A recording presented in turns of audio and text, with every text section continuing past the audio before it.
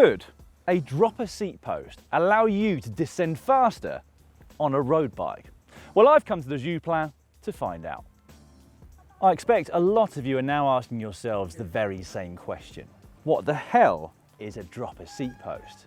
And that's understandable, especially if you, like Campagnolo, think that mountain bikers are the work of the devil.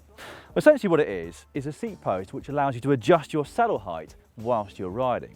So at its maximum extension, you set your saddle height to its normal height, then at the press of a lever, you can go down up to 17 centimetres in fact, although this particular model will only give me 10.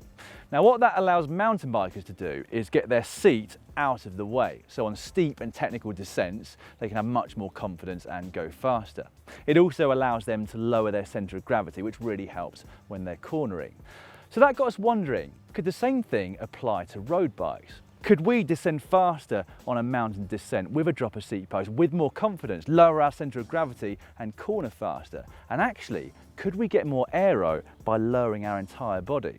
And the final question is, could we ever forgive ourselves for suggesting that you mount a dropper seat post to your lovely road bike? Well, the answer to that one is a definitive no. So with the previous questions, you better just keep your fingers crossed.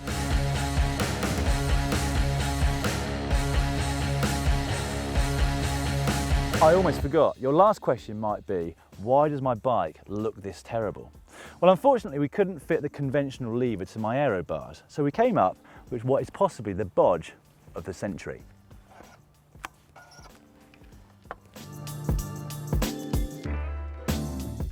To find out, I've come to the Col du Jouplan. It's the final descent of the 2016 Tour de France, and I'm using a 4-kilometre section, which I will do 4 times. In that section, it's got a bit of everything. Hairpin bends, long, sweeping, fast bends. It's got some very fast, flat sections and also some parts where you actually need to pedal. For the first run, I will be doing it with the dropper seat post down as I see fit. For the second and third runs, I will have it at my normal saddle height the entire run. And then for the last one, I'll be back to using the dropper seat post.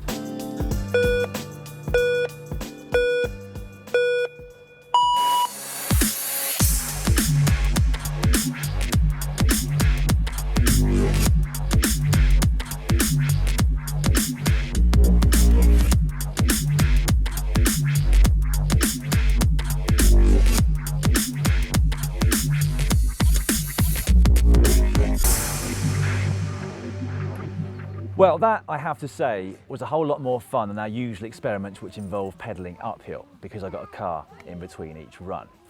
The results are in though, so my average time for the first and the last runs, which involved using the dropper seat post as and when I saw fit, was 4 minutes and 22 seconds. And the average speed for the middle 2 runs, where I had my normal saddle height, was 4 minutes and 32 seconds. So there was a difference, albeit only 10 seconds, around about 2 kilometers per hour. But do bear in mind, it was only 4Ks. That really could start to add up over the course of an entire stage, or indeed a grand tour. However, it wasn't the results that really struck me, it was actually the way I felt on the bike. I did indeed feel a lot more comfortable going around the corners, particularly the hairpin bends. It felt like I had more grip with my lower centre of gravity. And most interesting of all was the way that I felt on the very straight, very fast section. Now you will have noticed recently the fashion of riders pedalling on their top tube going down descents. Most notably, of course, Chris Froome as he won the Tour de France on the way into Bagnères de Luchon. Now whilst my saddle wasn't quite as low as I would have been if I was pedalling on the top tube, it wasn't too far off. And I have to say it felt a hell of a lot more comfortable and also a hell of a lot safer as well.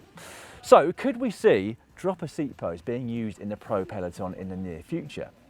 Well, I have to say, I think we might. If we don't take one person to experiment with it and find an advantage, we might see a whole lot more following suit.